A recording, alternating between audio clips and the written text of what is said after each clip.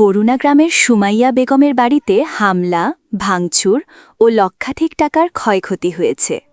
খুলনা থেকে নজরুল ইসলাম নবীনের প্রতিবেদনে দেখুন বিস্তারিত। খুলনা জেলার ডুমুরিয়া উপজেলার ১ নং ধামরাইল ইউনিয়নের বরুণা গ্রামের সুমাইয়া বেগমের ক্রয়কৃত সম্পত্তির উপরে বসবাসের উপযোগী একটি টিনের ঘর ও আসবাবপত্রসহ বেশ কিছু মালামাল ছিল। গত ১৯ মার্চ বেলা আনুমানিক ১১ ঘটিকায় মেহেদী হাসান শান্তসহ ৪-৫ জন সন্ত্রাসী সুমাইয়া বেগমের বসতভিটায় অনুপ্রবেশ করে এবং তার ঘরের টিনের চাল ভাঙচুরসহ আসবাবপত্রসহ লক্ষাধিক টাকার মালামাল লুট করে নেয়।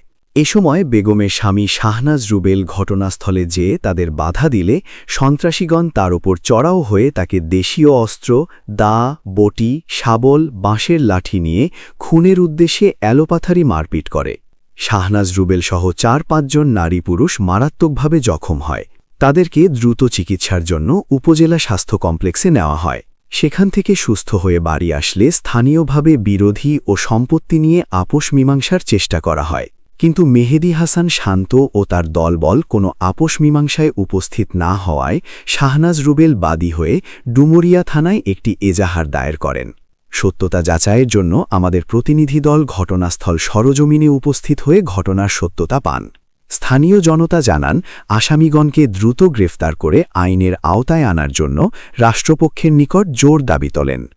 আমাদের বেড়া টোটালি কিছু রাখিনি, চারিপাশে যে বেড়া এগুলো আবার ওনারা আবার পরবর্তীতে পুলিশের নিষেধ সত্ত্বেও আবার ঘেরা করছে।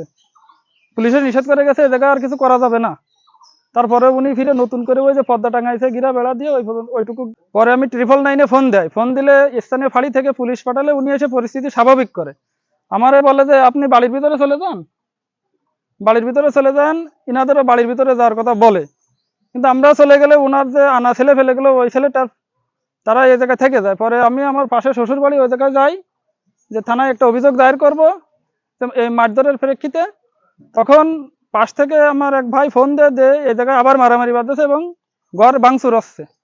তখন আমার খালাতো ভাই এখান থেকে ভিডিও করার সময় এদের লোকজন যায় তারে বাড়ির ভিতর তাড়াই নিয়ে মারে এবং ফোনটা কেড়ে নেওয়ার চেষ্টা করে। ফোনটা আর কালটি পারে না। তো এক পর্যায়ে ওই শান্ত ও শাবল দিয়ে পিছন দিক থেকে এসে ওকে বাড়ি মারে।